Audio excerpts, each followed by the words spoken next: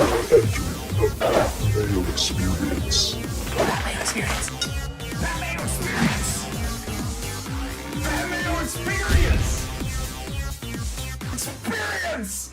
Welcome to the Pat Mayo Experience 2020 U.S. Open final betting card, DraftKings ownership, the weather, and of course, your viewer questions. Remember, everyone out there, smash that like button. If you're watching after the fact, you can hit the time codes to figure out when I talk about certain things. I should probably pick up this pen so I can write that down and start the timer so I know which times those actually happen. If you're looking for my DraftKings cheat sheet, you can find that up on dkplaybook.com. If you want to find the First Look Show, the DraftKings Pick Show, the Betting Show, hey, Mayo Media Network. You should subscribe to Mayo Media Network for the video versions, for all the audio versions up on the Pat Mayo Experience podcast feed. Please rate it 5 stars. We need all of it going on. We got a ton of football. We got a ton of MMA. I'm outsourcing showdown stuff, dynasty stuff. Mayo Media Network's where it's at right now. At least for the moment until we go under. But for the moment, we got a ton of content coming out. So please help us out. Subscribe, tell some friends, share the show around. This is what we need right now.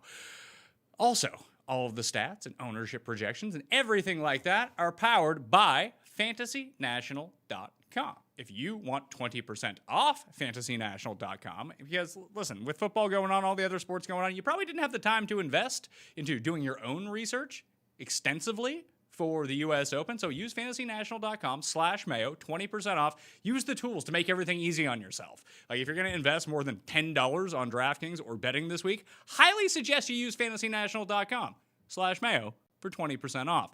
So let's go through my card.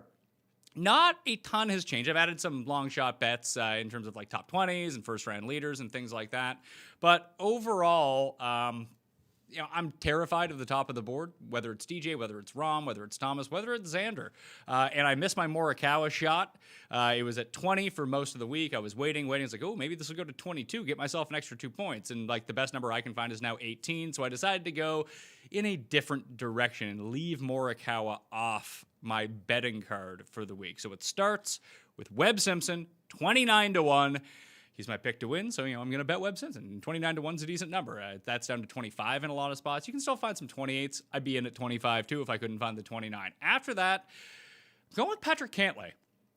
It came down between like Morikawa and Bryson, but they're much shorter odds. And then I really wanted to bet Patrick Reed, and I started thinking about it. It's like maybe Cantlay's a better DraftKings play, just because it doesn't seem like there's a whole lot of hoopla around him. But I just think that he has the U.S. Open style game for a really tough type course. He plays hard courses incredibly well. His game clearly has not been found really since the restart. He does have 3 top 12s, but nothing better than a T7. So that's not super encouraging. But I think that, listen, you're going to have to play your best golf if you want to win this U.S. Open. If Cantlay goes and plays his best golf this week, I think he kind of has the perfect game for this course. So 33-1 on Patrick Cantlay, 45-1 on Tyrrell Hatton, my guy. I'm going with Hatton. Matthew Fitzpatrick, 64-1. He's been drifting upwards in some spots, downwards in other spots, so you can find a 64 out there. Most likely a 60 is a number you'll find. I'm good with that too. I'm good with the 55. I like Matthew Fitzpatrick this week. Gonna keep it in the short grass. Hopefully he goes one of those weeks where he doesn't miss any putts. That would be fantastic. And then Matthew Wolff, the Wolfman. Oh, channeling my inner Cam Stewart with this one, 75-1 with the top 8 each way. Those are my 5 picks to win. I didn't go anything higher than 29-1 because I did, like I said, I'm kind of terrified of the very top of the board. The bombs that I decided to play, I got Sungjae at 100-1 with a top 8 each way, Kuchar 150-1 with a top 8 each way, and Kevin Streelman 275-1. I grabbed that early last week. I got that with a top 5 each way. So if he comes in 6, I'm gonna be pretty pissed off. Not gonna lie to you about that. But as you can see, my card is pretty developed of guys that keep it in the short grass. Accuracy players. Not a lot of distance outside of Matthew Wolff on my betting card right now, but a lot of guys that are very high up in driving accuracy, or at Fantasy National, as we call it, fairways gained, which actually doesn't just measure driving accuracy, it's driving accuracy against the field that you're playing, which I think is far more relevant.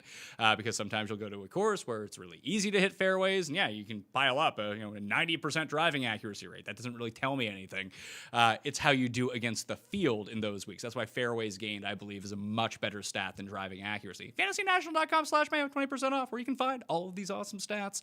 But if it turns out that guys can go out and not necessarily bomb and gouge, but there is a huge lean on distance, I'm absolutely fucked this week. And I actually have no idea how it's going to play out. I've decided to pick my lane. I'm going with my lane, and I'm going to push all in on that lane. If I'm wrong, I'm going to lose all my money. If I'm right, I expect to win a lot of money this week because I constructed my DraftKings teams almost exactly the same way with this style of player. Above Webb, I use Cantlay and Webb in the 9,000s. A lot of my teams start that way to build a balanced roster. But above that, I did use Colin Morikawa at $10,000. He's a fairway guy. I just pissed I missed that number. He's going to fucking win now. But that's okay. I got a ton on DraftKings. And Justin Thomas was the other one that I used at 10-7. I really wanted to bite on Rory because no one's using him, but I just couldn't bring myself to do it. Oh, I also did put in a FOMO bet because it's me on C. Woo! Kim, 150 to 1, top 8 each way. I couldn't have Siwoo going out and winning a major and me not being involved with that. So, top 20 bets: Streelman 5.5 to 1, Zach Johnson 5.5 to 1, T Dunks Tyler Duncan 12 to 1, and Sammy Valimaki, the Finnish Flash. He's going to be 12 to 1. He's been playing these hard courses really well on the European Tour. Although when I log into my shot tracker on Thursday and see that he's 37 over par, that's not going to super stun me. First round leaders, all with the top 5 each way: Ben Ann, Streelman, ZJ, Eric Van Grooyen, 100 to 1, Keegan Bradley, 125 to 1, Tyler Duncan, 150 to 1, and Sammy Valimaki, 200 to 1, first round leader, along with the top 5 in the first round as well. The one and done, I'm using Rahm, Jeff's using JT, and Cust has not only bet on John Rahm to win, he's using Dustin Johnson in his one and done. So hopefully both those guys miss the cut. We'll be good to go. Top lefty prop that I played, Brian Harman, plus 400. There's only 4 of them in the field, so you got to fade Bubba and Phil. They're the 2 favorites, which I'm pretty good with. But then you got Bobby Mack on the back end, who's actually the longest shot. I believe he's 6 to 1. He kind of scares me here, but he's not a big accuracy player either, more of a bomber. The young Tim Andercuss, the Scottish Tim Andercuss. So let's go with Brian Harman, the short smacker, the good putter, the guy who hits a ton of fairways, 4 to 1. Even down to 3 to 1, I'd probably take that as well. And some other props that I went with to miss the cut: Tiger Woods, plus 137. You're getting plus money at a field where only 42% at a minimum are going to make the cut. 144 players, top 60 in ties make the cut. It's going to be cold. Tiger does not do well in cold conditions when he has to activate his back. So even if he has one good round, he might shoot himself out of it the next day too.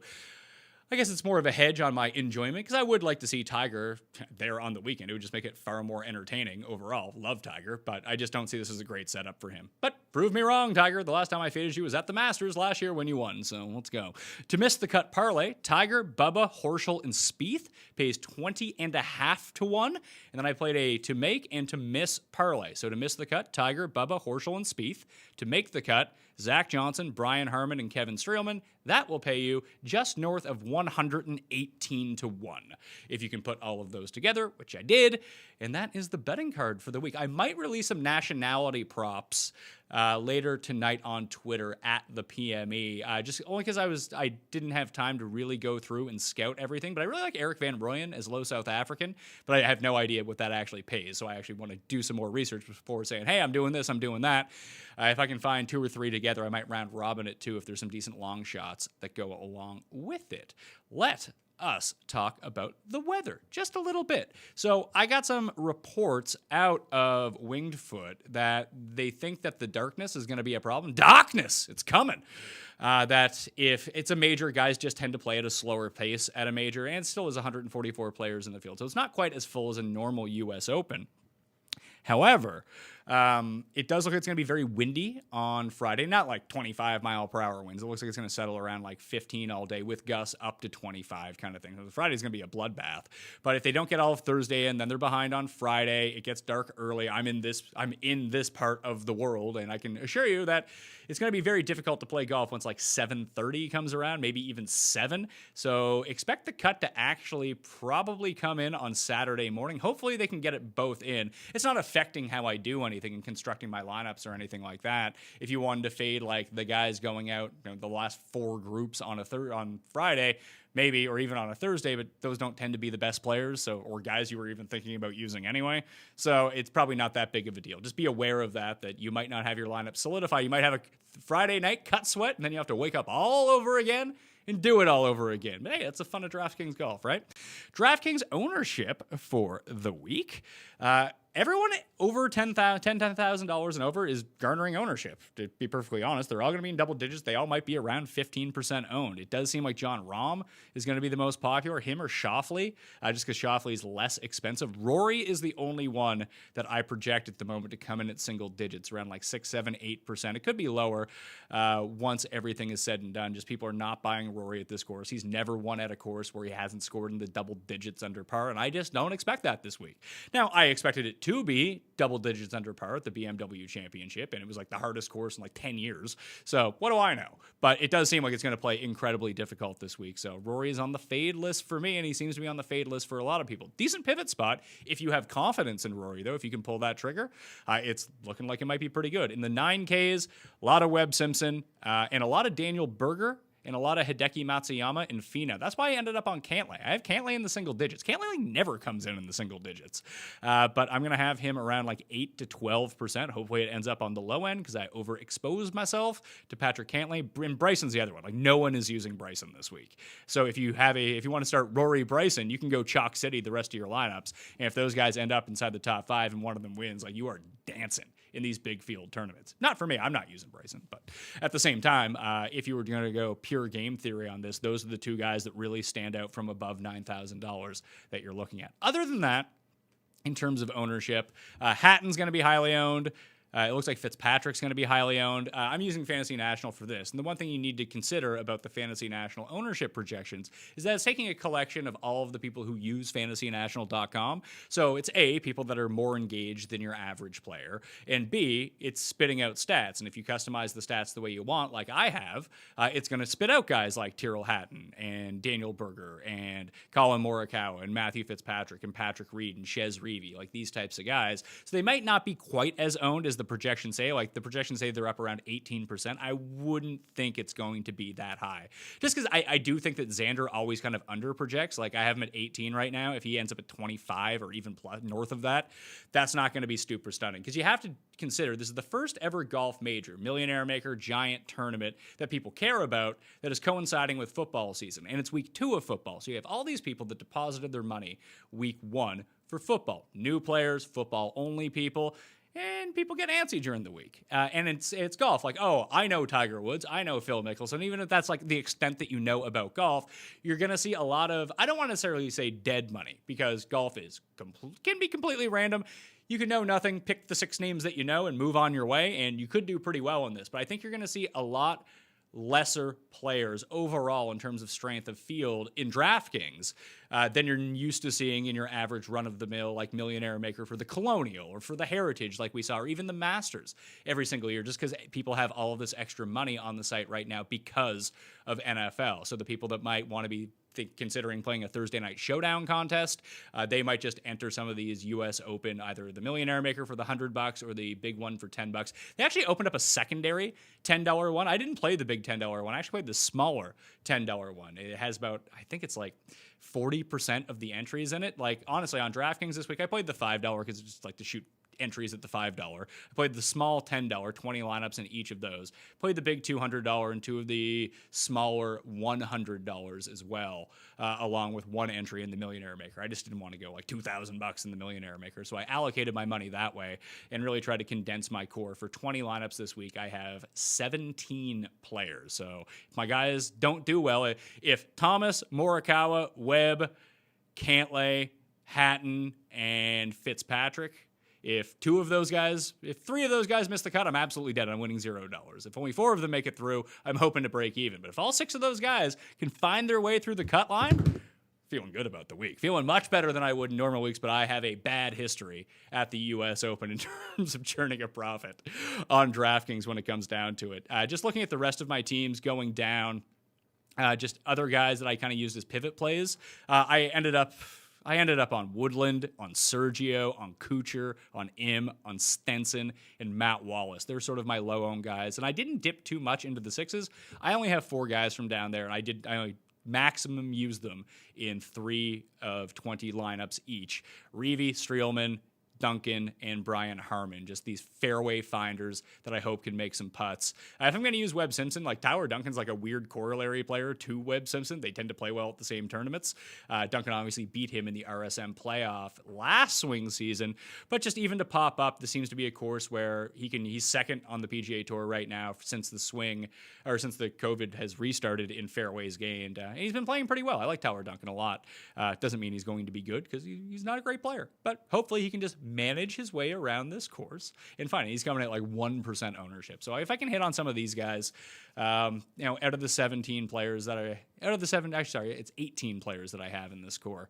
If I can get 15 of them through the cut, then it's glorious. If I get 10, then it's going to be a really bad week. So that's just how this all ends up shaping up. Again, you can find, I'm going to add it after the fact, but all the shows, all the cheat sheets, but I have tournament pivots up on ftndaily.com right now. Spoiler, I wrote up Cantlay, I wrote up Streelman, who has more buzz within the industry than he's actually going to be used.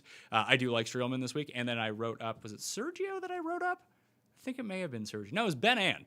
Ben Ann was the other guy that I wrote up, who's actually one of the other $6,000 guys that I ended up using. Don't have a whole lot of faith in old Bjorn Ann, but here we are.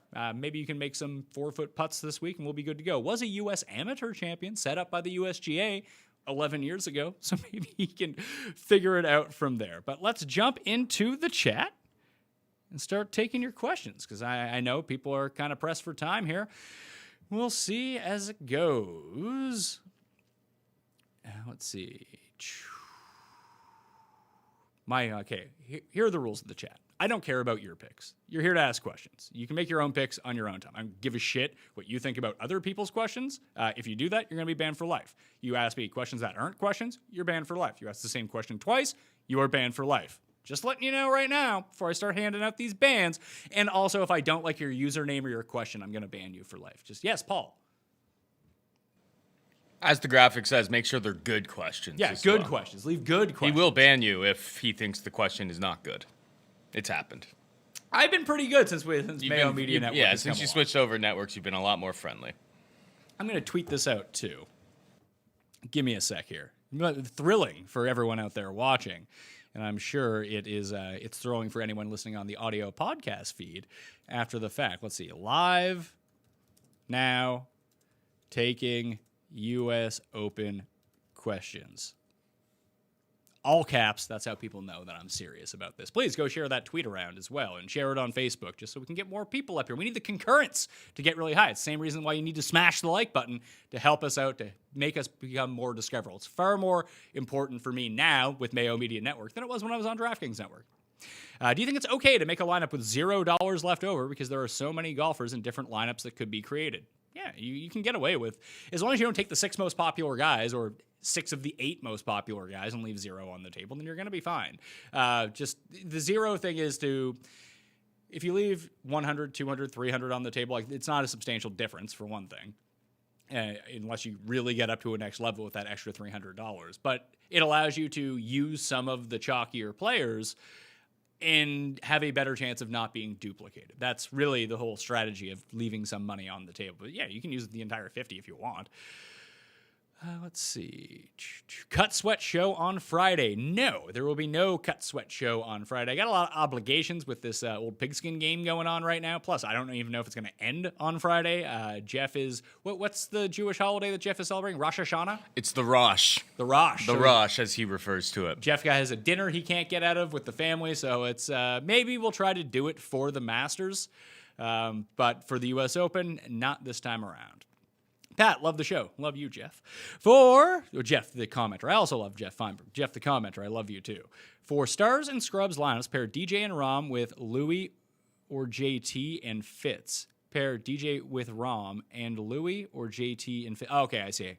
It's DJ with Rom or Louis or JT and Fitz. I would go JT and Fitz in that circumstance. Hey, Pat, favorite play under $6,600.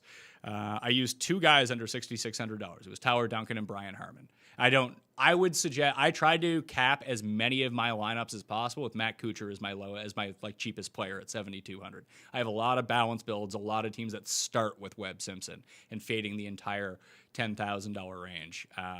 Risky strategy, but hey, if it pays off, let's go. Next question. Where was I here? I don't know. I flipped over to fantasynational.com to look at my plays. All right. Sungjae or Sergio and Siwoo or Keimer. I'm not using Siwoo or Keimer on DraftKings. I'd probably lean Keimer in that regard. And I like Sungjae more than Sergio. Both are expected to come in low, but I am playing both of those guys in my lineup. So I know you hate him, but Mackenzie Hughes played well. This guy asked a Mackenzie Hughes question. I didn't say that off the hop, but if you ask me about Mackenzie Hughes and it's not anything derisive, you're going to get banned for life. Fucking hate that guy. Paul, is he gonna? How many? I'll update the lower How for many- future live golf chats How to say many no fit- Mackenzie Hughes questions. You tell me. Just over under amount of 50-foot plus putts that he makes this week. I'll set the line only. I'll set the line at 15.5. Yeah, he's only gonna hit them if they matter on Sunday to get all of the placement points. That's kind Why, of what did he you bet does. No. I haven't bet anybody this week. Who you So much thinking- who you football thinking and about betting? You've been good MMA. with There's this. so much going on. What's that? You've been good at golf betting. Who are you thinking about betting? Oh boy. Webb? No, I kind of feel like you just 7,500 yards. I feel like you got to be a bomber. Then go with Matthew Wolf, 75-1. Oh, I'll get deep in the trenches tonight and probably find somebody. I don't know. Nobody's jumping off the page, but I haven't went out to Fantasy National and done my little digging around yet. That's fair. Do you know why the odds would shift for Colin Morikawa? Well, they went down because I assume people are betting him. They ran the stat models like, oh, Colin Morikawa is like the best player in this field, and he just won a major. So the late money came in on him. Late money on Xander, late money on Colin Morikawa, no money on Rory is what I would expect when they release like the handles of how the books have the exposure. I bet you Morikawa is one of the top 5 guys in terms of guys that people have bet on this week. Great as always. I'm out of my mind and playing more Bubba than I should. And of course, Sergio. All right, that's not a question, so figure that out. Morikawa or Hatton for highest DK points? I mean, I love Hatton, but Morikawa is more expensive. But if it's just no salary, I would say Morikawa. Also, would you push Europeans over U.S. players this week given the thick, rough conditions? Could this be Lowry's week? I mean, Lowry has played well at U.S. Opens in the past. He's won a British Open, but it's different at the British Open. Like, you get, like, giant fescue, and those guys are, used to playing out of it. Here, you're just going to have to take your lumps and eat your medicine if you're in that really thick rough and play it back on. I mean, Americans tend to play really well at the U.S. Open. I think they've won 4 in a row now, so that's why I ended up going with the Harmons, the Zach Johnsons, the Tyler Duncans, these American players over like the flashy European guys down in the $6,000 area. So I don't have a lean either way on it because I'm using Hatton, I'm using Fitzpatrick, I'm using Paul Casey, but I just want to go with that particular skill set that I'm looking for. I'm not really looking at nationality unless I'm making nationality type bets. I think the tournament will be won with the right pick from 7,600 to 7,900. I'm leaning towards Oosthuizen. What do you think is the best pick? Besides the picks that I've made, none.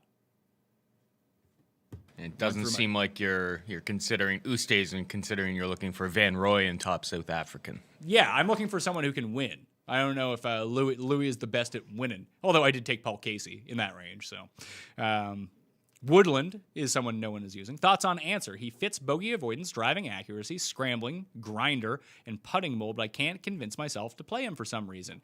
He was the last cut from my lineups. I actually generated lineups with Abraham Answer in them, but I didn't like the distribution that it gave me on the other guys that I have in that sort of range. So Hatton, Fitzpatrick, Casey, Woodland, Wolf, are all guys that I'm using from that like 76 to 81. I had Answer in there, and he was sucking up 5 spots in my 20 lineups. And I was like, well, I'd rather go more overweight on those other guys and distribute his share. So I gave them all each one more lineup and took away my Abraham Answer. Probably going to come back to kick me in the nuts here, but I like him fine. But I was almost under the same thing. I just couldn't do it, and I don't know why.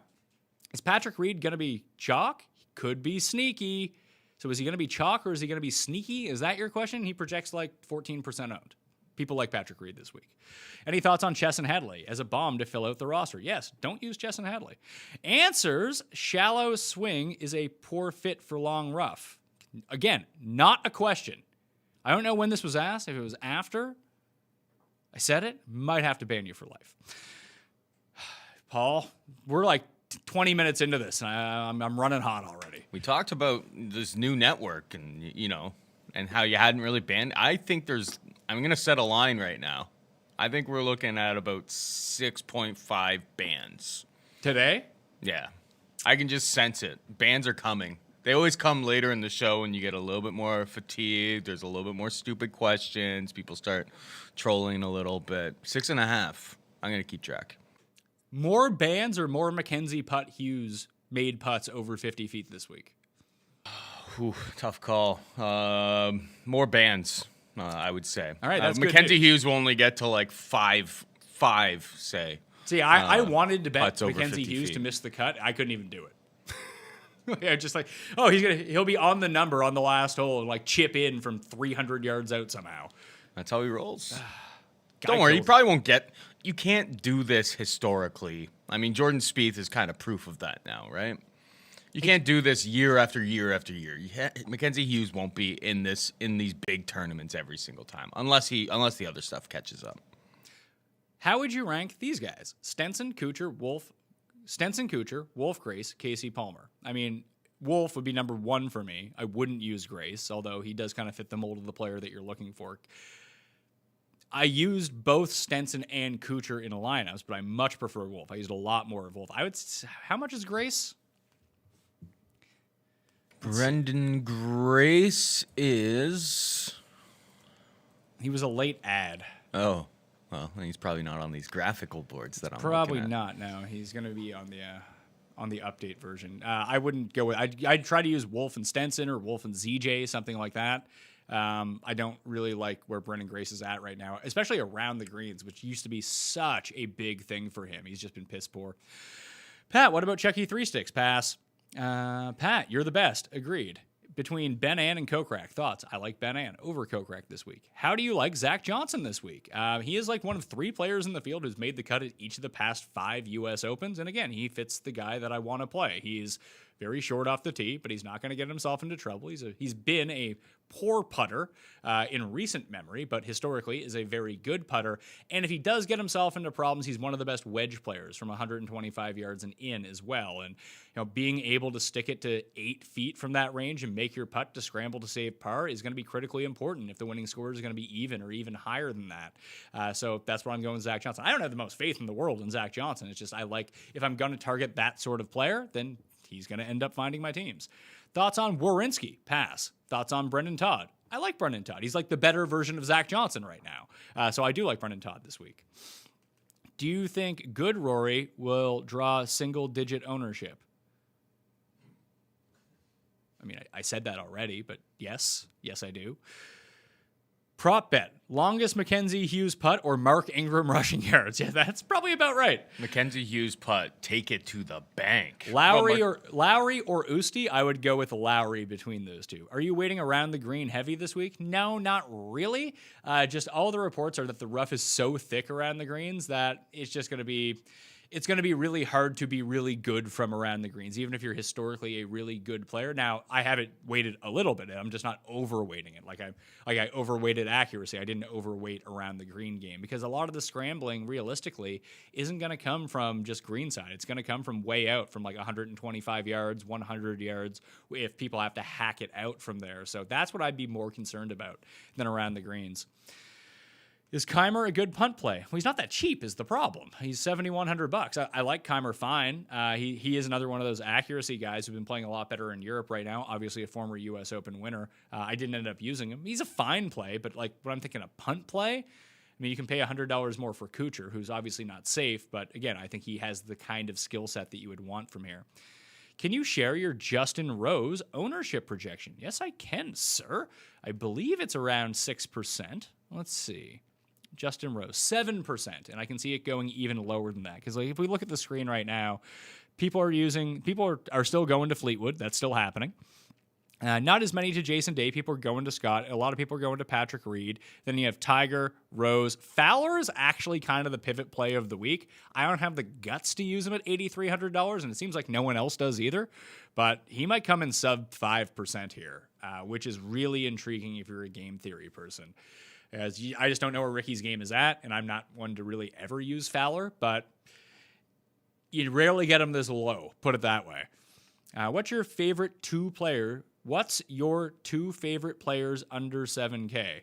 My two favorites would probably be Streelman and Harmon would be my two favorites under $7,000. Are you really fading all of the Euros and Corn Fairies? Yes. Are we not giving enough respect to Rory Baby Magic this week? He had it at the Tour Championship and couldn't come through. So maybe it's lingered over a week, but he had a shot. He blew it. How does your strategy change with tiers as opposed to standard GPPs? Just play standard GPPs and don't play tiers. That's my strategy when it comes to it, tiers. Paul, people are asking your pick to win.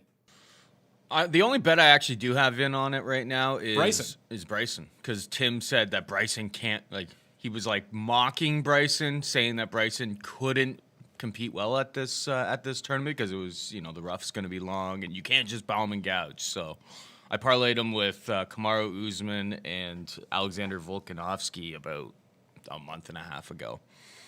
So go Bryson. You could probably get the same price as what I have on the parlay because he was hot fire at that point. Yeah, he's down to 25, 28 in some spots. Yep. Anthony asked, Pat, why Cantlay at 33 over Adam Scott at 50 to 1? Cantlay hasn't shown me a whole lot.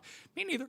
Scott couldn't drop a putt at the weeks that we bet him. That's actually not true. He was putting the lights out at the BMW Championship. That's how he was surviving near the top of the leaderboard. It was putting and irons. And I wouldn't expect and it all kind of regressed back on him in the back nine. That's why he ended up falling out of contention. My biggest worry with Scott is how shitty he drove the ball at the BMW. It was bad. Can't recall the last time I've seen Adam Scott drive the ball so poorly, and that would really worry me here. He just hasn't played the rounds, apparently. 51's a good number on Adam Scott, but at the same time, Cantlay's a better putter. Cantlay is a better driver of the ball at this moment, and he plays difficult courses really well. So I just think that if you're seeing someone like Xander at 14 to 1, and someone at Cantlay at 33 over double the odds. I think they have around the same win equity. Xander's probably slightly higher, but not double kind of thing. I just think it's nice value on Patrick Cantlay, a young American player who long-term baseline is top 5 in this field when you look at the stats that actually matter. He just doesn't have it really going around. And he still keeps making cuts. He still keeps lingering. He's just having one and a half bad rounds per tournament. And at 33 to 1, I just kind of hope he gets his shit together. Do you like anything from Eastlake as a corollary? Thick rough greens, long, really have to hit fairways, take anything away from the Tour Championship? No, not really. Not the same style of course whatsoever. Do you like Lonto under 7K? Seems to play well at tough courses. Rick and I talked about him. He's always Rick's guy. I didn't end up using him. I didn't use him or Munoz, the two guys that I use every single week, but I don't hate him, don't love him. He's just kind of for me when you have to narrow your core and there's 144 guys. Some guys you're just ambivalent about. He's one of them. Damon or Harmon? I will go with Harmon. Any love for Zach Johnson? Despite betting him to come top 20 using him in my DraftKings lineups and other spots? No. But outside of that, I do like him. Danny Lee, Chesson Hadley, or Justin Harding from the bottom? Pass on all of them.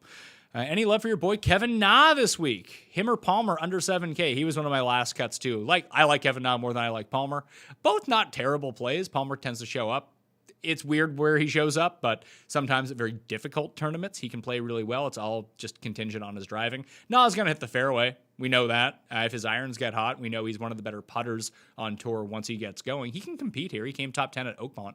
So this is a similar style, historic U.S. Open venue to Oakmont. So I don't hate Kevin Na at all. It'd be him. I don't want to be Ben Hun and for life. Yeah, that's a stretch. Maybe you should be banned for life for that. Nice try, though. I'll give it an A for effort. Better than Jake Seeley nicknames. Stars and Scrubs 2v2 will be contrarian. DJ Rom versus Webb and JT. I mean, if you are going to go out full Stars and Scrubs, do DJ Rom. Very few people are going to do that lineup. It's so expensive. If you have confidence in the low 7s and the 6s, which you probably shouldn't because it's a crapshoot, but if you do, then no one's going to have DJ Rom teams, and they have by far the most win expectancy of anyone in this field. That I don't hate it. I'll tell you that. Do you know if Redmond is in the field? He is not in the field. Do you lean on recent form when building lineups or focus more on long-term in U.S. Open history? I went back and I looked at U.S. Open history a little bit. I wrote about this in my column on DK Playbook this week, but it depends on which U.S. Opens that you're talking about. Do I think that Erin Hills has any corollary? No, I do not. Do I think that Pebble Beach has any corollary? No, I do not. So it depends on the specific courses that we're talking about. And some of that stuff was from years ago. I try to weight everything. I think recent form is the most important. So past 24 rounds, past 36 rounds, past 50 rounds overall. And that's why I like to use the rolling report feature on Fantasy National, because I do want to see what their baseline is as well. Are they like someone like Sungjae and someone like Cantley? Their baseline numbers are so much better than they're currently playing over the past 12 and 24 rounds. Can they get back to that level? Fleetwood would be another example. Now, Fleetwood's been especially bad, unless you include a really hot round at the Portugal Masters against like me in the field, where he still didn't win.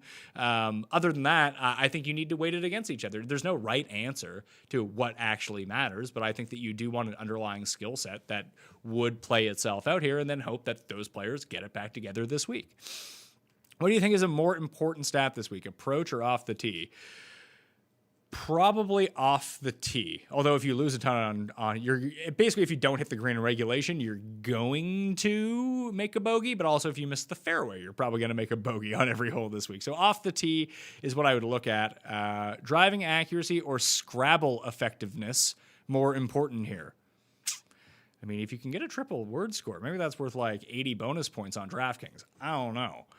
If you're talking about scrambling, I think scrambling is a stupid stat, and I don't even consider scrambling as a stat. It is a storytelling stat of things that have already happened. It is not predictive in the least, so driving accuracy is something that I would weight a little bit more. The reason I say that about scrambling is that scrambling has no context. You could be scrambling from 10 feet off the green. You could be scrambling from 200 yards away from the hole. One's a bit easier than the other. I'm not going to lie to you about that. So in the context of this one, that's why I actually put 100-yard proximity, 125 proximity into my modeling instead of scrambling, because I think those are going to be the difficult ranges to scramble from this week. Because again, that'll just be a missed fairway, a hack out, and that's where you're going to end up being left off, and you're going to have to make pars from there. So I think it's important to take those types of players this week.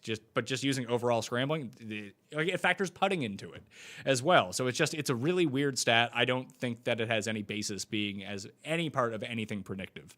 Shoffley, Morikawa, Reed in the one and done. I would go with Morikawa. Morikawa bunga, dudes. One and done. Reed or Scott? Reed.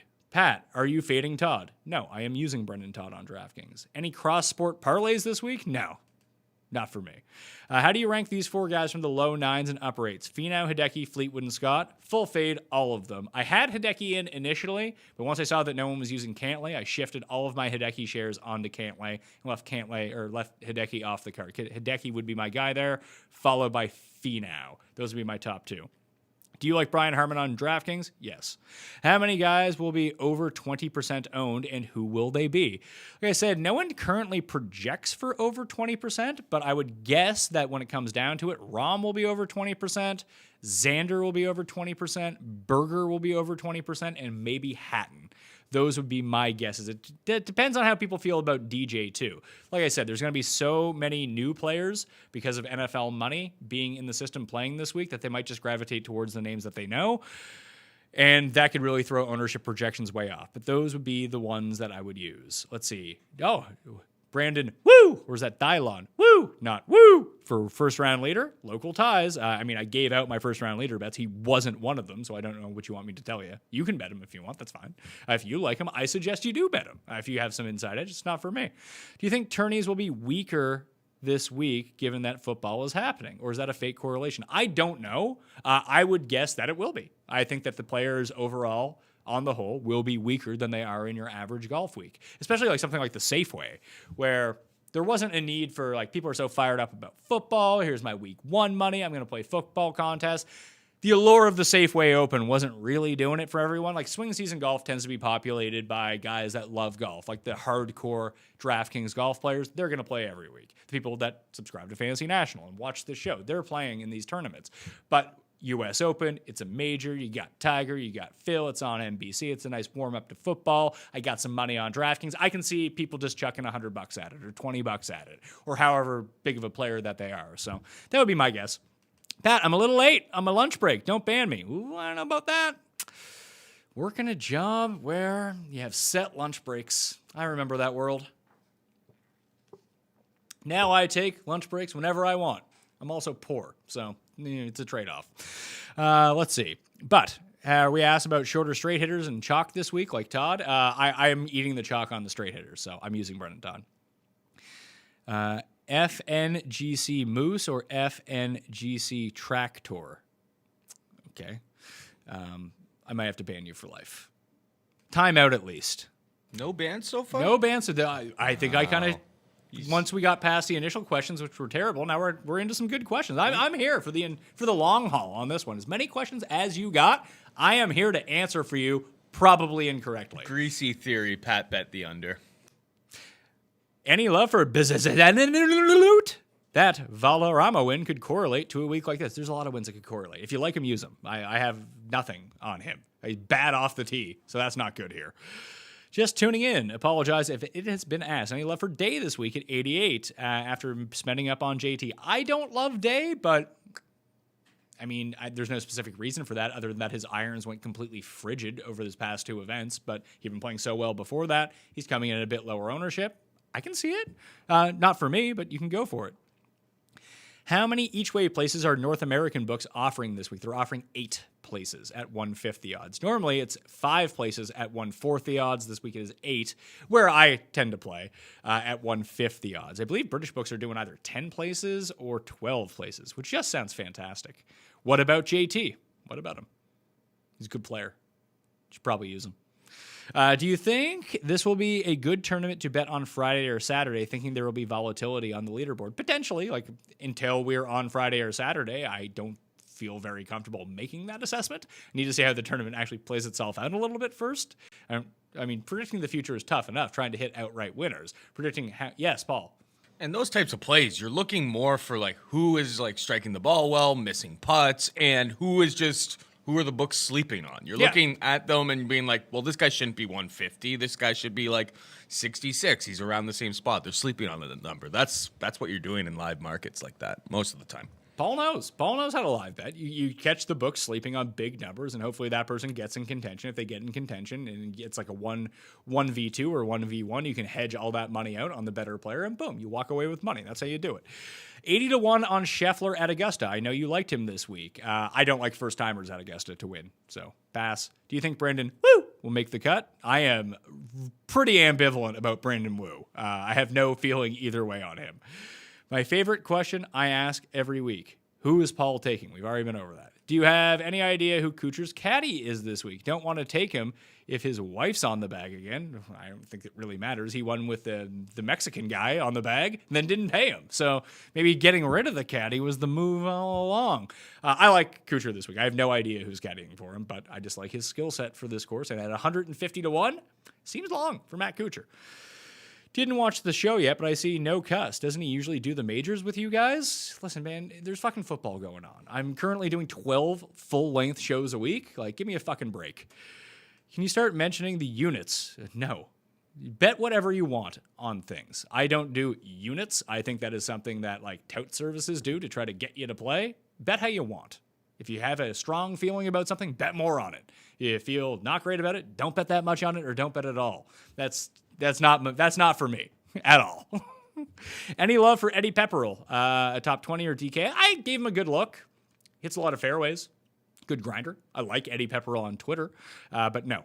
Favorite few Euro punts? Valimaki is really the only one that I ended up using just because I like his name. He's from Finland, and he's a decent grinder. Been playing really well.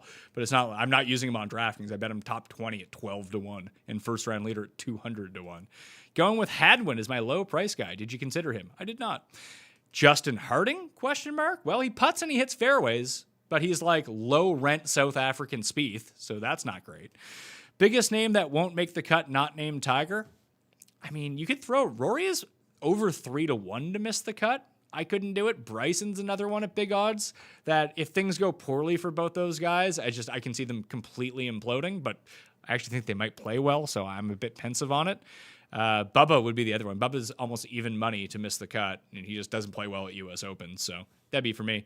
Feels like most people are on the same golfers. With the expected carnage, you would favor chalky build with a couple pivots or full-blown contrarian build expecting chalk bombs and everywhere. I don't necessarily think you need to go like chalk or contrarian or think of it that way. I think if you want to do that stars and scrubs build and start with DJ and Rom, the two guys with the highest projected cut equity, and think there is going to be carnage, that if you can get like I said, if you can get your bottom sevens, 6K guys right, you have an awesome lineup on the go. So that would be the way, if you're going to like contrarian build and use some chalk, quote unquote chalk guys, Rom's chalk, DJ's chalk, but together they aren't, just because no one is using that build. So that's where I would figure it out. Will Zalatoris, what are you expecting the Corn Ferry's #1 guy this year? I like Big Will Z. I hope his career goes well, but everyone is on him this week, so I hope he comes dead last, because I am not on him. Thoughts on Noren? Seems like the type of tourney he can grind out. I'm so wishy-washy on Noren. I'm not using him. I agree with you. But I think he kind of falls in the Brendan Grace category where we're thinking of them 3 years ago and not how they currently are. Like even at the PGA Championship when Noren was lingering around, he was like, I think he holed out 4 chip-ins in the first 3 rounds. Like, that's not sustainable. That's not going to happen. I think he profiles well for here. I just don't love where his game is at. Any love for Woodland being a sleeper pick this week, or will his ownership be inflated as the defending champion? I actually agree with your first assessment that I think that he is a sneaky play this week. I am using him in lineups down in that range. $7,800. I have him less than I do the other guys down there, just because I don't think that he's going to be super high on. I think he comes in at like 5%, to be perfectly honest with you. He hasn't been playing the best. Thanks for cutting right back to me, Paul. I like Gary Woodland this week. You can even bet him at 90-1, maybe 100-1 in some spots. I didn't because I used him on DraftKings, but all of a sudden the entire industry seems to have bet Bryson. What changed? I think a lot of people just had Bryson futures.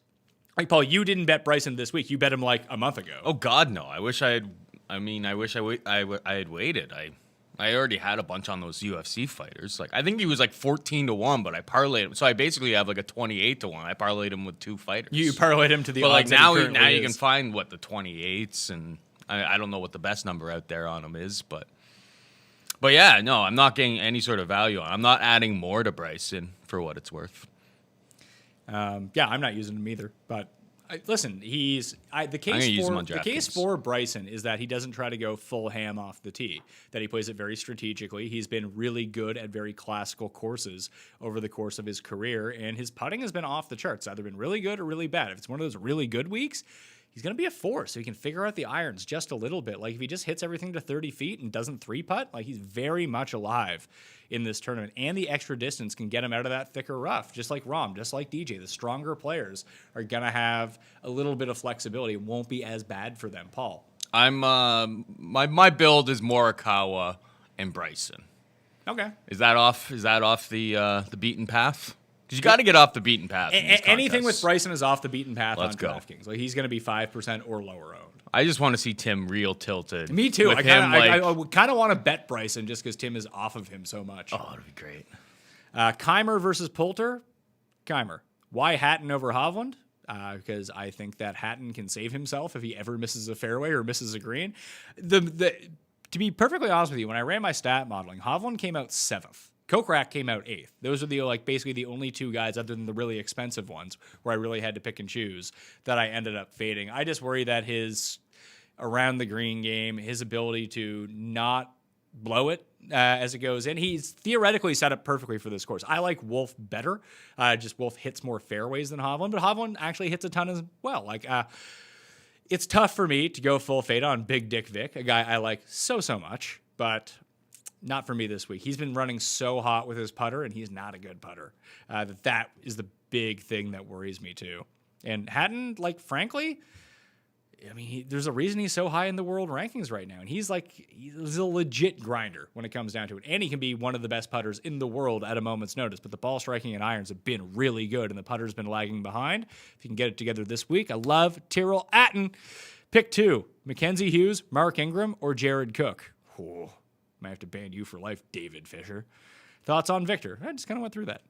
You mentioned you were playing 17 or 18 players in 20 lineups. Is a 1-to-1 ratio of players to cards roughly the aim, depending on the week? Now, I'm not trusting many guys this week, especially under 7,600. That's personal.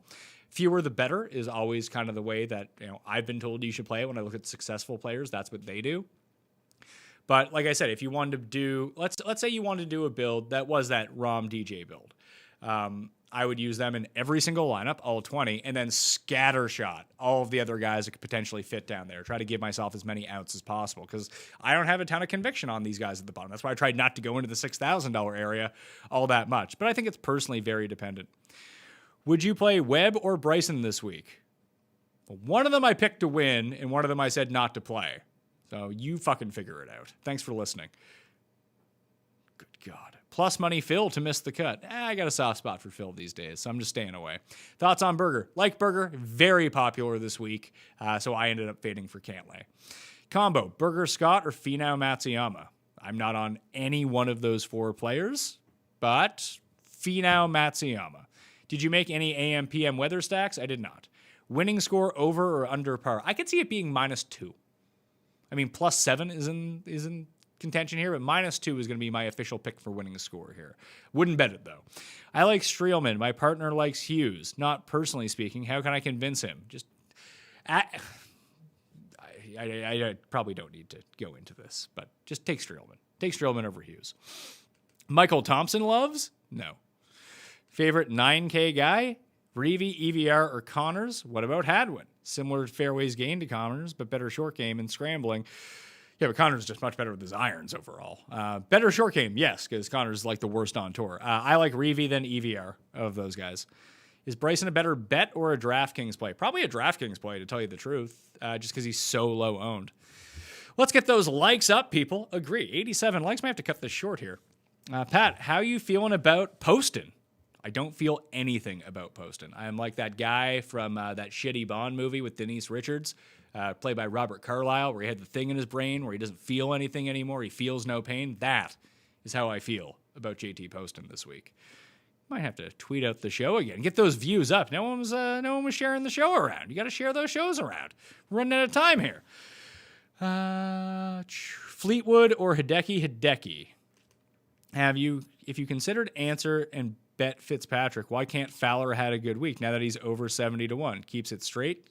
I trust his putting. Reed came out of nowhere at that Masters. Reed's a better player than Fowler. That's why he has like double, maybe triple the amount of PGA wins as Ricky Fowler does in far less amount of time. Like, I just don't think Fowler's all that good. It's a decent number, but I would much prefer to use him on DraftKings than to bet him outright. If you're a Fowler fan and you really do believe in the skill set, I just haven't seen it since the swing adjustment whatsoever. So it's not for me. Any Harris English love? No. No, not at all. DJ or Xander? DJ. JT Poston? ? What is this, fucking JT Poston's wife or something like that? Fuck off. Better bet to make the cut, Hubbard or T Dunks? Dunks for me. Thoughts on Keimer? I've already said I'm passing. Bryson and Reed or Webb and Day? Can't you just go Webb and Reed? That would be my preference there because I'm using both those guys and not the other ones. One and done, playing through the Masters. Pick one. Pick one what? That's the end of the question. That's bad. Smash the like, people. That. See, Greg knows. Tim was on week 2 football show. It's worth a listen. I mean, you're not wrong. That's not really a question. Thomas, Rory, Scott, Fleetwood. Pick one and done through the Masters. Okay, there's the rest of that question. One and done through Masters? I don't know what that means. Like, you have to use them every single week? Thomas is the best player of those guys. Can we get a James Hahn? Yes, you can for the U.S. Open, although he is not playing. Good week last week, though, for my guy James Hahn. Willett or Wallace? Wallace. In a 4-pool pick 4 guys, gotta make cut total score. Just take the top 4 on the fucking betting market. That's how you should always play those pools. Take DJ, Rahm, Justin Thomas, and Xander. There you go. Hovland? ? All right. Is your cheat sheet on DK playbook already out or will be released later? Can you please re-release it? It's been up for like 3 days. Just fucking search Mayo, DraftKings, cheat sheet, US Open, DK playbook on the Google, and you can probably find it. Top K basically guaranteed a Bryson win. This is true. The lack of birdie streaks, do you think it'll be hard for high-end guys to make value? Not if they, like, position points are going to be worth so much. So if you think they're going to come first or second, I mean, that where there's not going to be basically any streaks, very few eagles unless you get like a chip in. You're now dealing with like 30 bonus points for the win. You have to have that guy. You're going to have the guy in second. Even like a 15 bonus points for like sixth or something like that is going to be so immensely valuable due to the lack of scoring that position points are nothing this week. JT has Jimmy back on the bag. Has to help. Sure. I mean, you should start your own site, caddiesfuckingmatter.com. And do all the research yourself. There are certain things I just really don't give a shit about. That's one of them. DJ and Reevy or Hideki and Casey? DJ and Reevy. No, Hideki and Casey. Let's go with that. Thoughts on an English player stack, or am I just nuts? You can do what you want. I like a lot of the British guys. That's why I'm using Hatton and Fitzpatrick and Casey. Wallace Rose or Todd Hatton? Todd Hatton. FYI, Bryson is lost with the driver. Okay, man. Just don't bet him then. All right? I mean, I told you I'm not betting him, and I'm not using him. Now you're telling me even more? That's not a question. That's a ban, Paul. Yes. And nobody used Bryson. I'll just be the only person using Bryson. We'll see how it plays out. Yeah, not here for your information. People are watching for my information. I don't give a shit about your information. I will seek it out on my own if I care that much. Just remember that. Banned for life. Harris English or Louis Oosthuizen. Pass on both. Better buy low this week, Pat. Mike Evans. I don't give a shit about fucking football either. This is a golf show. Fuck. Here they come. Here come the bands. We're only at 1. Trying to keep a level head about this, Paul. Yeah, you've been Trying doing to great. keep a level head. You've been about doing this. great. This is why I don't like. I like doing the chats. I like answering good, well thought out questions and really digging deep on it. I do. Or this or that. That's an easy one for me. But all this other stuff, like, how do you balance guys you think will do well versus ownership? Does it depend on if you are trying to win the entire contest versus getting a good payout?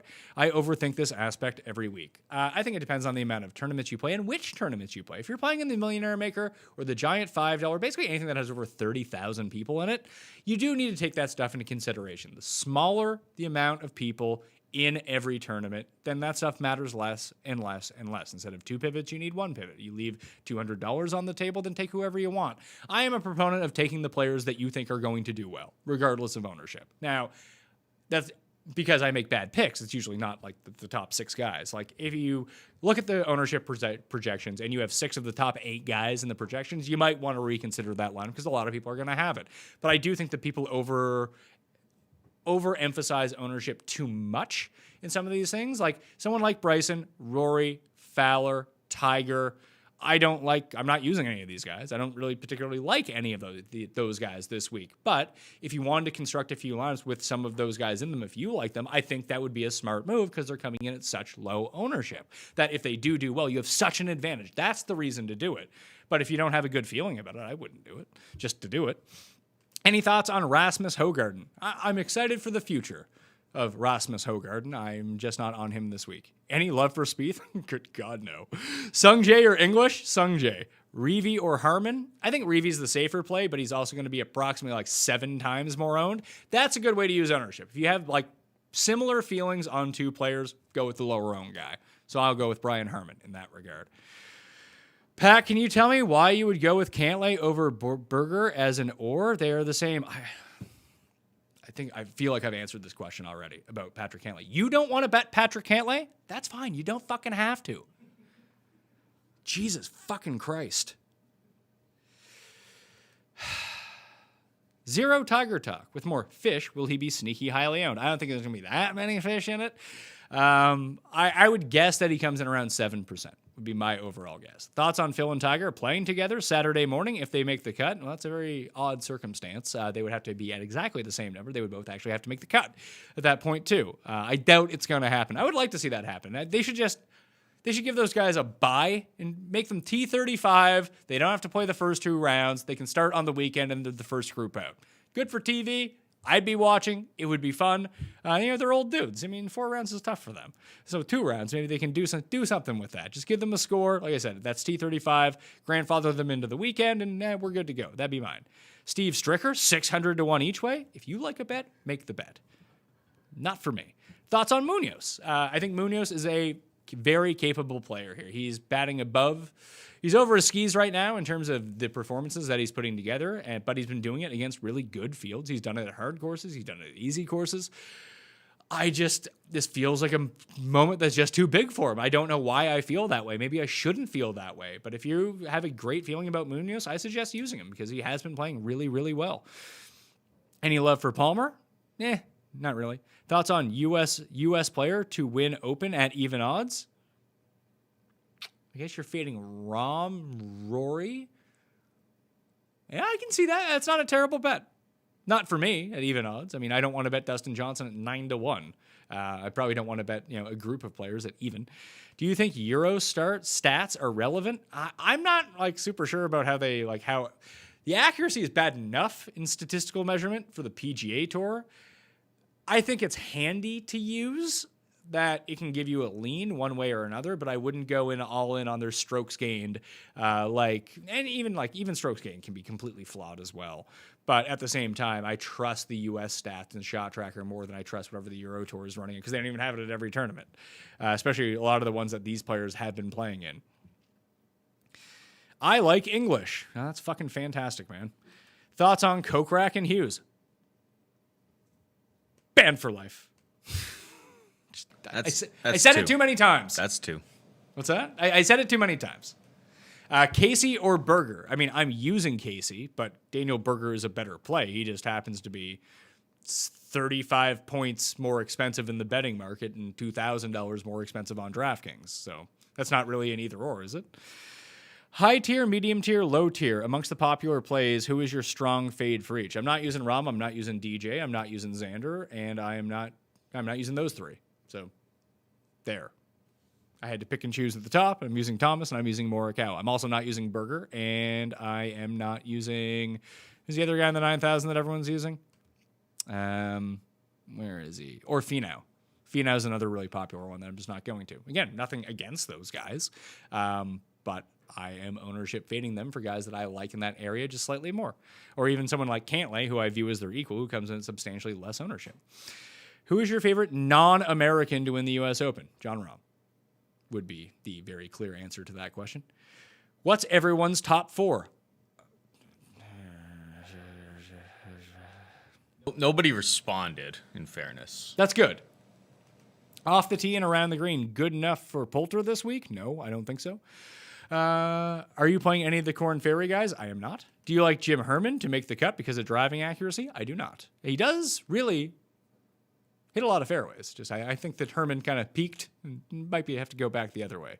Top Canadian and top Australian. I didn't look into the odds for it, so I can't. I have them pulled up right here. What are the top Canadian a name that's not allowed to be said is plus 175 on a certain book. Corey Connors plus 220. Adam Hadwin plus 260. And somebody named Taylor Pendrith is plus 550. Never heard of that guy. Okay. Does he play on the tour? I think he plays on the Mackenzie Tour. Okay. And then top Australian, there's lots of them. One sec. I'm just looking at Hadwin. Hadwin would be the bet, I think. It's the longest odds, and he does what you want to do with this course. And I think just historically, baseline, he's the best of these players. Although, I just don't trust Connors to putt or chip at a U.S. Open. I don't trust him to do it at fucking an easy course. And this is not an easy course, but there is something to be said about his accuracy and his irons. They're really good. That if he has an out of control week, like he's had from time to time, and gets a few putts rolling, that he could do some damage in this tournament. I'm just not banking on that. So I pass on top Canadian. What are the Australian odds? I suppose I can look these up myself. I got J-Day and Adam Scott tied plus 162. Cameron Smith plus 550. Mark Leishman plus 700. Matt Jones could be really good here. 20 to 1. Lucas Herbert. I didn't know that he was Australian. Yeah, he's 28 to 1. There's 2 Herberts. One of them's Australian, one of them is French. Oh, that's real. Curtis Luck 33 to 1. Scott Henn 50 to 1. Lucas Michel 60 to 1. I don't know who Lucas Michel is. No. Is Curtis Luck playing well? 33 Yeah. to 1 sounds really wide. I might make 2 of those bets. I might bet Matt Jones and Curtis Luck. 20-1, 33-1. I mean, he's probably not going to win against this type of field. 33-1 on top Australian. You just have to kind of, Adam Scott has been in bad form. Jason Day could just pull out with a backiotomy at any point in time. I know you love your boy Cam Smith, but Leishman's been playing like trash too. Cam Smith, I mean, he can get lost here pretty fast too. Yeah, if you want to go to top Australia Asian, that only adds Danny Lee and Ryan What Does the Fox Say into the mix at both 12 and 16-1 because they're both from New Zealand. And that bumps Matt Jones, I guess 22. It bumps Curtis Luck to 40-1, though. Interesting. You can each way that, too. So top 3 Australia Asian for Curtis Luck would pay what? 13.5-1, 13.3-1 with the each way if he just comes inside the top 3? That's interesting, Paul. Remind me about that later. I think I might go make that bet. Noted. Any exposure to the Belgian bomber, Thomas Peters? Nah. Any Davis Thompson love? Nah. Can you rank this range? Wolf, Im, Todd. That's the order. Wolf, Im, Todd. Wolf way above those guys. Answer or Sergio? Sergio. Thoughts on Will Zalatoris? I hope he comes dead last. But he probably will end up making the cut. Do you think Berger? How do you think Berger will do in the Open? Hopefully poorly, but projects out very well. Pat, am I crazy to think some of these, quote, teams teeing it off together can collectively play well, like the OK State stack for Ricky, Vic, and Wolf? I don't fucking know. Like, that's such a weird narrative that has no statistical correlation and could be right one day and wrong the next day. Like, that's just stupid. If you want to go with it, go with it, if that's your lane. Winning score prediction, already been through that. Finau, Decky, or Fleetwood. Pass on all 3 for me, but it would be Decky. Would you rather coverage had stayed on Fox? I don't mind some Joe Buck. Joe Buck, not good at golf. I did like the coverage on Fox, though. I just like that they were innovating. They weren't the best at covering golf, but you saw some new shots that, at least with Fox out there trying new shots and different ways to cover it, if something works, the other networks just copy what they do. And now we're not going to have that. But NBC just overall was better at golf coverage. So, do you think a South African can win? Sure. How much Rose hatred? I know he's been bad, but I prefer him in death conditions. I don't hate Rose. He just didn't end up making my final cuts. But if you want to use him, I had no problem with that. Would you take a chance on Taylor Pendrith this week on DraftKings? No. Like I said, we just went over how we don't even know who this guy is really. Who is Taylor Pendrith? He's Canadian. That's a step in the right direction. Let's see. That's the question everyone who trips over that top Canadian market is asking themselves. He's on the Corn Ferry Tour. Okay, that's good to know. Played at Kent State. He's a local guy from Richmond Hill. Not much great golf around here, guys. Yeah. I'm not gonna lie. You gotta kind of travel outside of the scene. Like a lot of short courses. He's playing really well on no corollaries. I will say this Pendrith guy is playing great on the Corn Ferry Tour. He came in second in 3 consecutive events and has a T9 and a T13 in his past 2 starts. I'm just not if I'm not going to take Will Zalatoris, I'm not going to take this guy. All the best guys in the world are at these tournaments, though. It's hard comparing the Corn Ferry guys to this is a U.S. Open. This isn't the Safeway. Yeah, this is true. We're not betting Tom Kim this week. Exactly. Will putting be the toughest these guys have seen all year, and who has the best chance on them this week? I mean, if I had the answer to that, if I had the answer on who's going to putt well during any given week, I wouldn't do the show. I would exclusively just bet on golf and be a billionaire. So I have no idea. I think Shez will be too chalky. Who do you like as the best pivots in the upper mid-6 range? Streelman and On would be my 2. Who do you think has the best chances on making the cut? Dustin Johnson. 400 watching out here right now. Smash the like button. See, David Russell gets it. I have Harman in my lineup as my last throw and decent at the BMW. Anyone in his price or lower to keep an eye on? It'd be Tyler Duncan. I don't feel good about that, but he hits a ton of fairways. Do you play on beep as well? No, fuck no. I don't even know what that is. That sounds horrible. DraftKings is where you should be playing. That's the spot where you should be playing. The Pat Mayo Experience presented by DraftKings. Start set this week. Scotty Scheffler or Michael Thomas? Thoughts on him? Like him. Bet him to win using him on DraftKings. Using any Justin Rose? Nope. What do you think about using 3-putt avoidance as a big stat this week? When we were at this course in 2016, there was 1 3-putt per player per round at this tournament. And like scrambling, 3-putt avoidance is not a good stat because it should... I'm trying to get Moose to work on this, and hopefully we get our hands on a bit more detailed stats from putting and going for the green just to kind of specialize these a little bit. But I mean, what's 3-putt avoidance? Is it putting from 80 feet? Like, guys are going to 3-putt from 80 feet. That's going to happen. Now, if it was 3-putting from 30 feet, I think that tells you something if someone's consistently 3-putting from that range. But you have no distance baked into that. So, I mean, guys are going to 3-putt sometimes. That happens. But at a lot of courses, you're not going to see 90-foot putts. At some courses, you are. So you kind of have to take that stat with a grain of salt when you're really looking at it. Like Luke List, 3-putt percentage, very high. Like, put it this way, guys who miss more greens in regulation are going to 3-putt less often because they have to get it up and down, and then all of a sudden they're 10 feet away from the hole. Whereas guys that hit a lot of green regulations but sometimes not close are going to 3-putt more often because they're way farther away from the hole on their first putt. So that's the way that you kind of need to look at it, which means that it's not good to look at least in my opinion. Brendan McGray says good value at $6,800. Pass. Do caddies really matter? I think that they do, but I can't tell you which ones mean more than others, which makes it kind of irrelevant for me. Pick 2, Westwood, Noren, Kuchar. Kuchar, Noren, I guess. Which range seems to be forgotten? Let me look. Where is the big ownership drop? This Rose Fowler Tiger section seems to be like the mid 8s outside of Reed seems to be forgotten. I guess people are using Scott, and more people are using that lower 8,000, higher 7,000. Basically 7,000 to 7,400.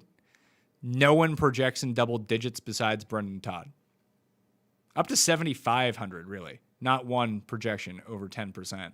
So that's the range. It's like Sungjae, Horschel, Sergio, Spieth, Bubba, Neiman, Poulter, Phil, Champ, Stenson, Kuchar, Zach Johnson, Matt Wallace, Keimer, Noren, Leishman, Westwood, Cam, Smith, Bern Wiesberger, Danny Willett, Brant Snedeker. That entire range just has no ownership whatsoever because people are just going to Todd there or they're dropping to Reevy at $6,900. I might have to get off of Reevy. So he might go for like 15 plus here. Just I don't know if I want to take chalk $6,000 guy. I do really like him this week. Figure that out later on. But yes, that's 7,000 to 75. If you can get that right, you can find the 2 guys or the 1 guy that comes inside the top 10 in that range. You're going to be looking good. Who's your picks for Super Bowl? Banned for life. This is not a football show. That's 3.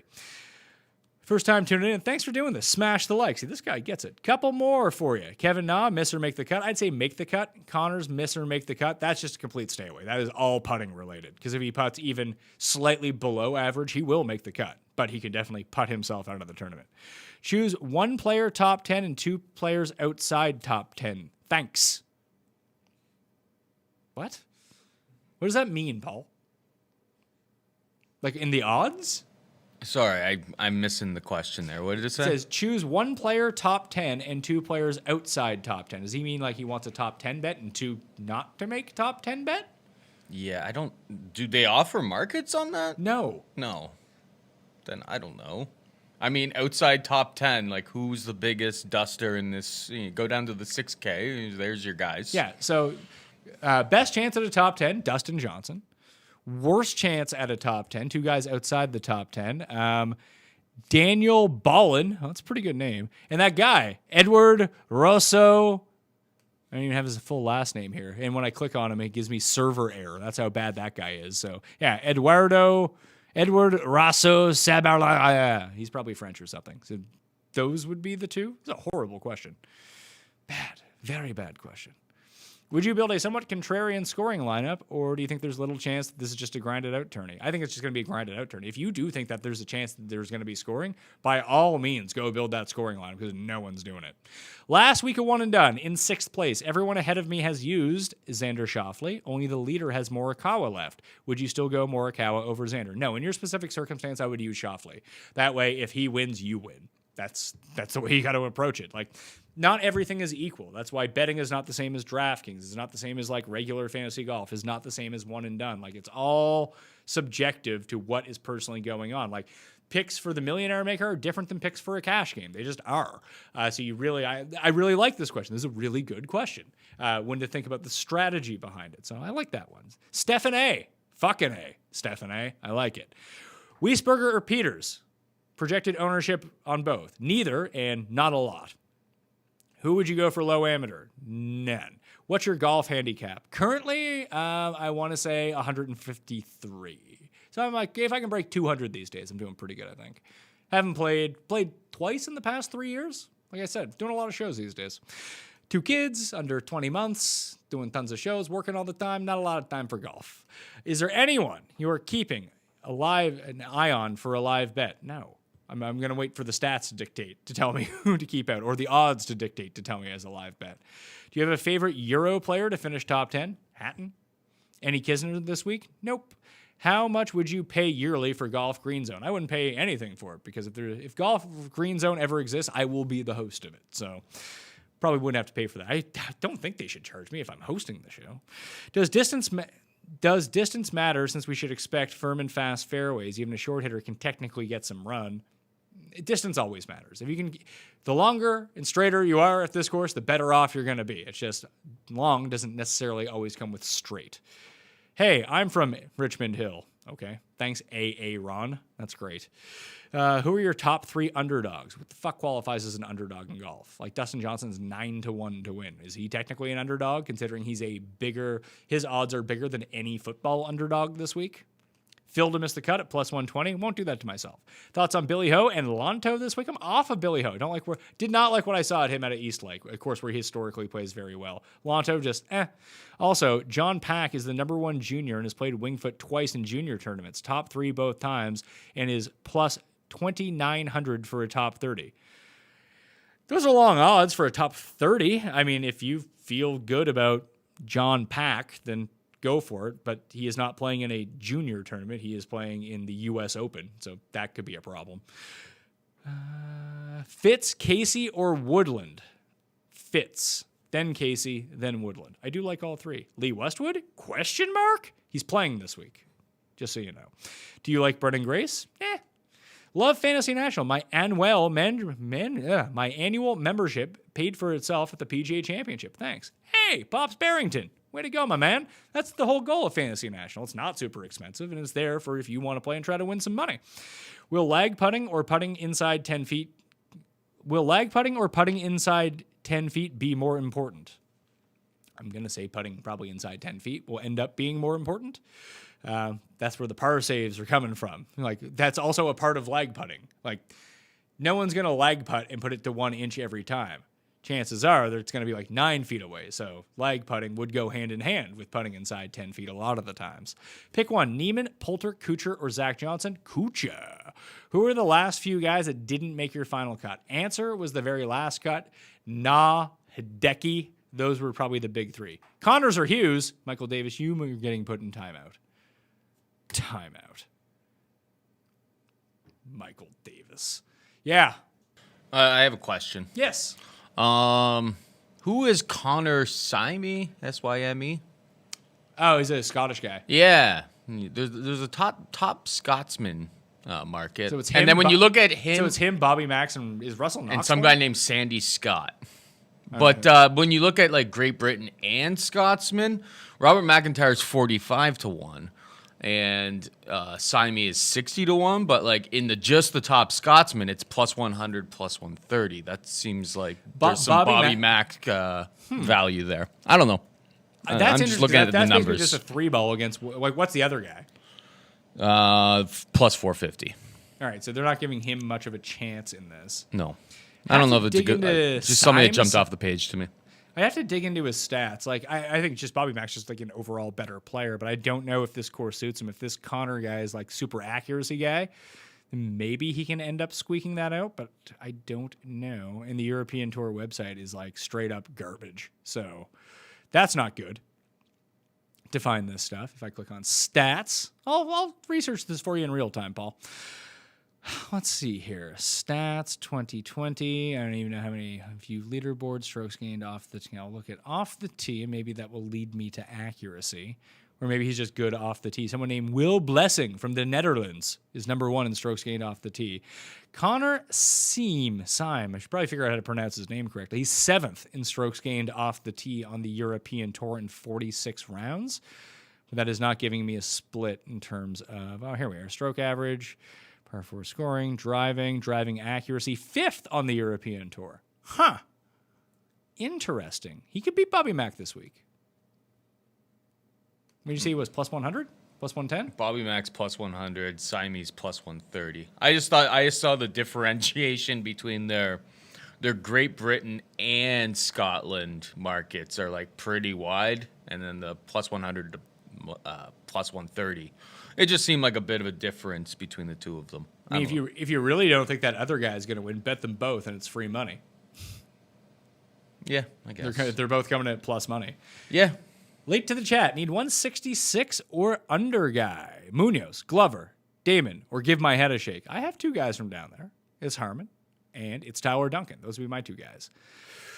Oh, this guy is answering people's questions in the chat. You're banned for life. Get the fuck out of my chat, pal. Not your chat, Pat's chat. And I decide who we get to chat with. And don't be clogging up my chat with your comments that no one cares about. I'm only playing 4 DK teams this week. How many players should be in my player pool? Thanks as always. I mean, just do whatever you want. Daniel Baldwin's caddy is an actor from Caddyshack. Perfect.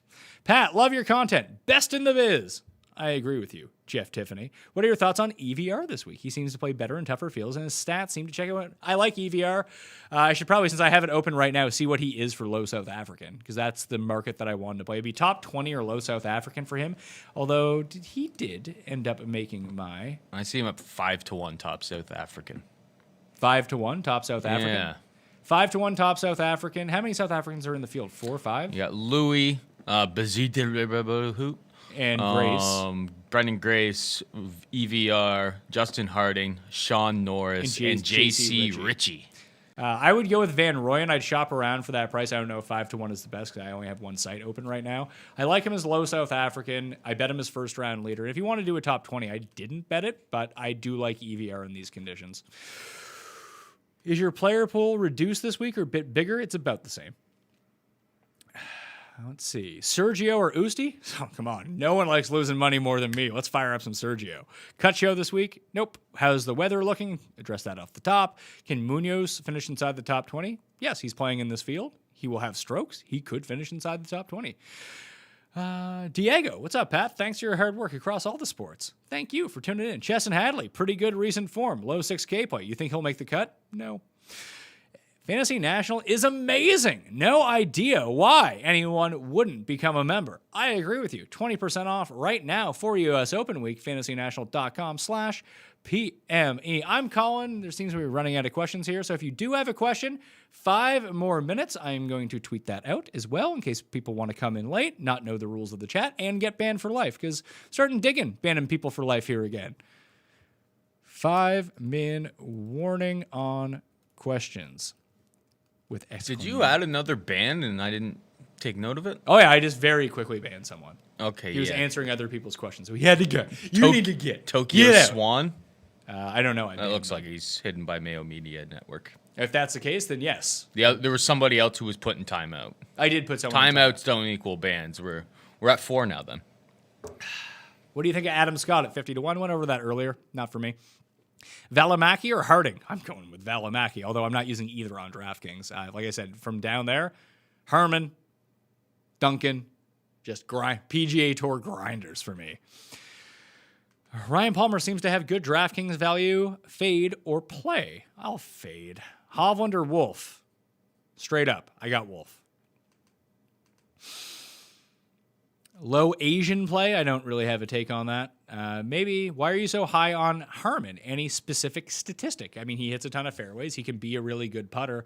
And I've seen him compete both at U.S. Opens, and I saw him compete pretty well at the BMW Championship. He's someone who kind of defies statistics in a weird way, that if he has it going that week, I mean, I don't even like Brian Harmon all that much. I usually hate his guts, but he's a fairway finder. And if he can do that this week, he can kind of go grind it out. And if someone's going to make then he putts well on POA. Like, just overall, I think that he should be in like the 68 range. He's in the 64 range, and he opens up a lot of the lineups. The banning stuff is great. Agreed, Dakota.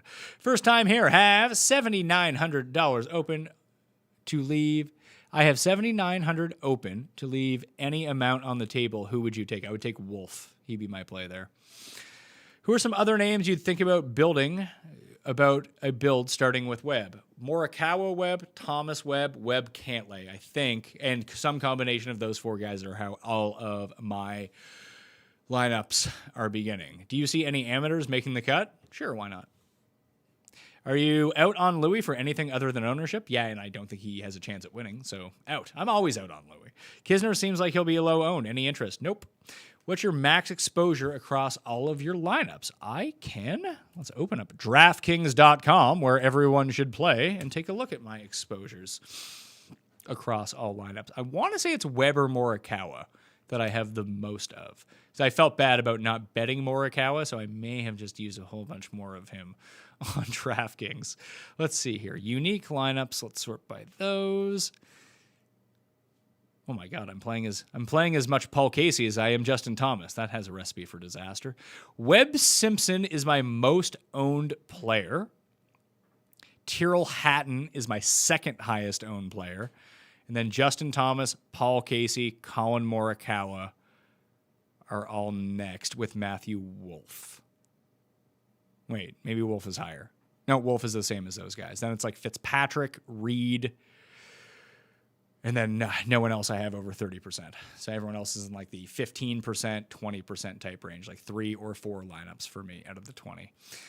That's where my exposure is. So now you know the guys to fade that I'm using. So you can go the other way with that. Valimaki, top 20, was one of my bets. 14-1. 14-1, 12-1. One of those two. Let's see. 12-1 is where I found him. But you can find deeper odds than 12-1 on his top 20. Like, I think if I pull him up right now on this side, just look on DraftKings Sportsbook and see what he is. I don't have access to bet DraftKings Sportsbook in my region. Everyone else, if you do, should be definitely betting on DraftKings Sportsbook. There are certain books out there. Where's top 20? And Valimaki is not on. No, he's 11-1 there. So even 12-1 at a site with no. I always bet my top 20s at a site that don't have the dead heat rules. So if 85 guys tie for T19, I still get my full payout on the top 20.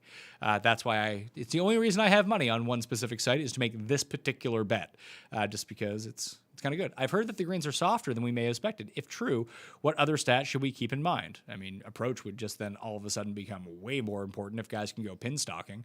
But it's currently soft right now. Once it gets cold and if they feel like it's playing a bit too soft, they will go make them firm. Trust me on this one. We saw it happen at Shinnecock 2 years ago, and they made the greens impossible.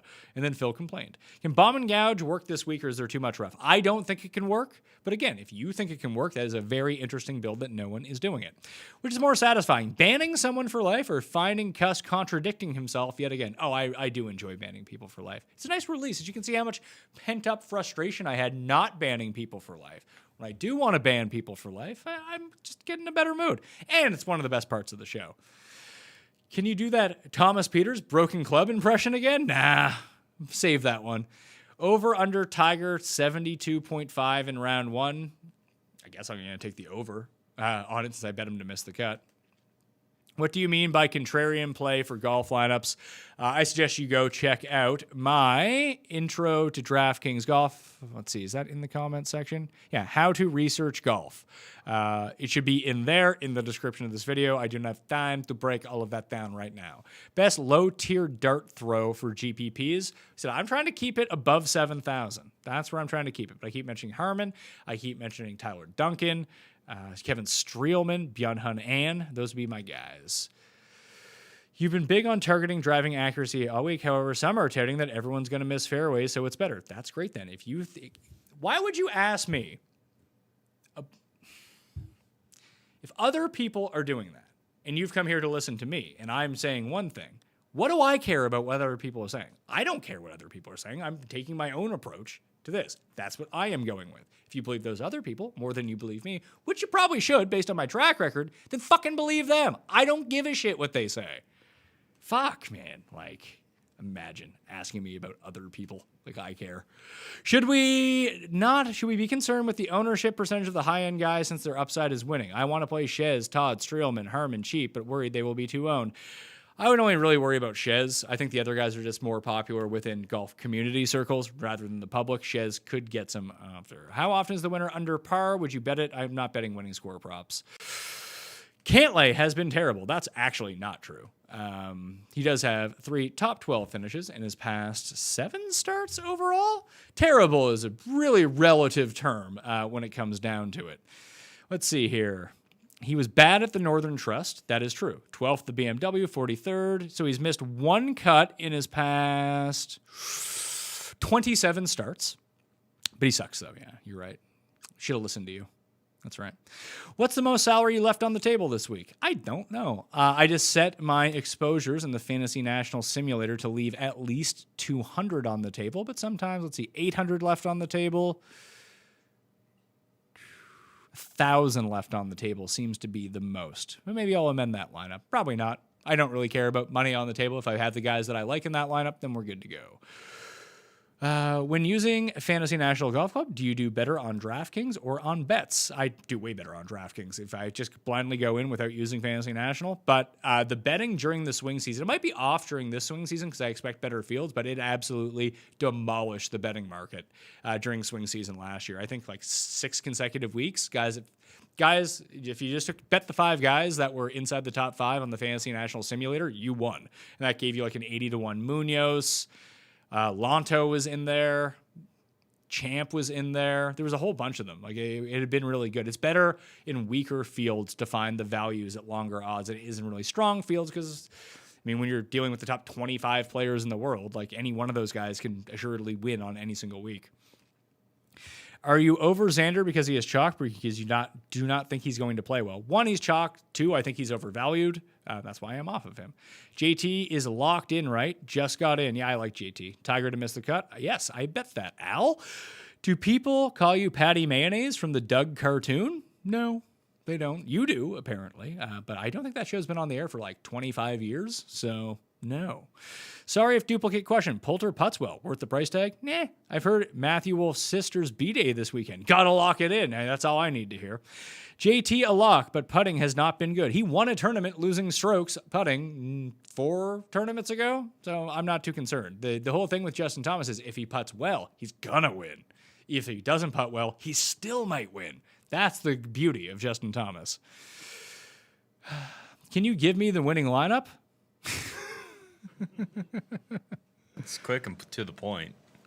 How about a resounding C? Woo! Let's go, pal. Got the FOMO in on you. Late, early, based on the win. I got no real thing on. Do you think Mackenzie Hughes will win? I don't even think that's funny. Gone. I saw that, Ben. I just put him in timeout. He's trying to be funny. Next chat, I'm going to start banning people if they think they're funny when they're clearly not, just making me mad. I don't like that. Feelings on Hovland and Todd? Todd.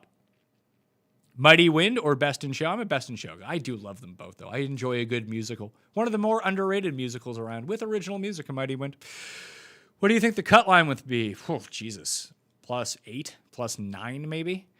Thanks for all the work you do. Love the show. Thank you. How long does it take you to put on your makeup for the show? Approximately 4 to 6 minutes.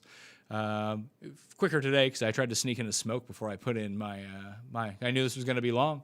So I just had to go full powder on this one. And I was up late with the kids. I was up early with the kids. And then I went for a 5-mile run before the show.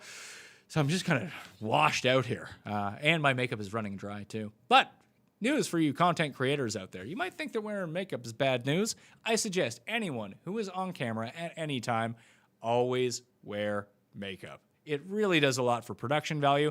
And I have giant lights right in my face. And I have a giant forehead to go along with it. And the lights are kind of hot, so I start to sweat a little bit. If I'm not wearing makeup, you get the little drops down, you get the glare, boom, back into the camera.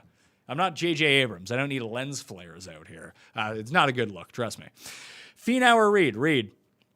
Appreciate the hard work, Pat. Appreciate you, Justin. Smash the like button. Justin knows the drill here. Reeve or Van Royen? I might pivot completely off of Reeve at this point. Maybe I'll go to Van Royen. I like Van Royen. Morikawa and Xander went down on the books because the most famous popular golf tipster in the UK, Steve Palmer, put his tips in the Racing Post. Totally legit. Happens every week. I don't know how that would affect American books, but Steve Palmer. Is that Steve the punter? Steve the punter. Not Steve Rawlings. I like that guy. I don't know who Steve Palmer is, so okay.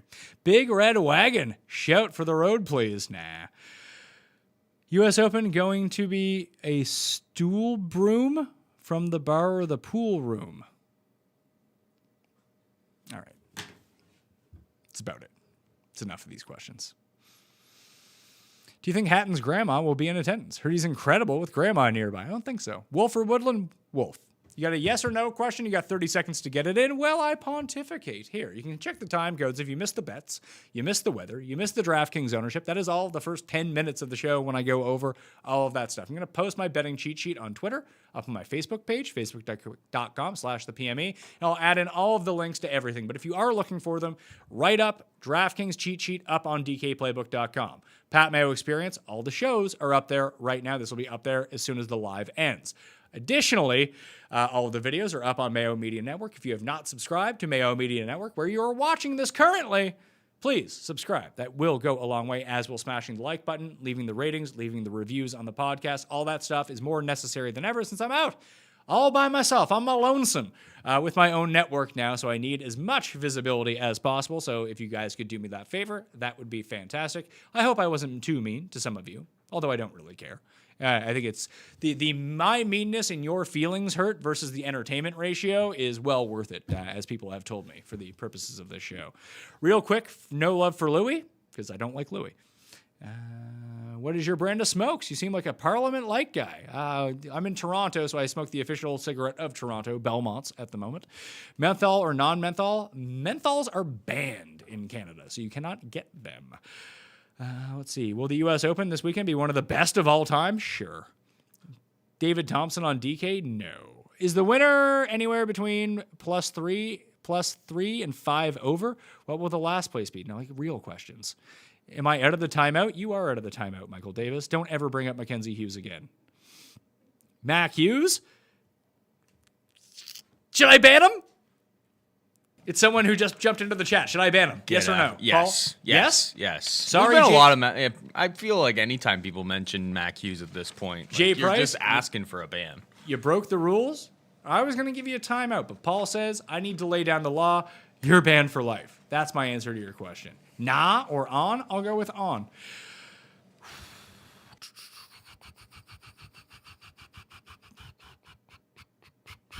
That's it. Out of questions. All right. Please smash the like on the way out. You can watch this in real time. Go watch those shows. FTNdaily.com. I have tournament pivots up. DK Playbook for the write-up. I got the shit in the Golf Digest this week. I'll have a PGA video. Oh, if you see the PGA video, the PGA Tour, tweet out my video later on. Please share it around and comment underneath of it.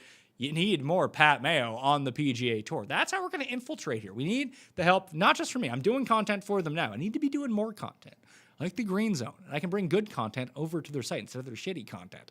So just please keep telling them, Pat Mayo. We need more Pat Mayo. We need more Pat Mayo, all right? I'd appreciate the help. Thank you all for watching. I'll see you next time.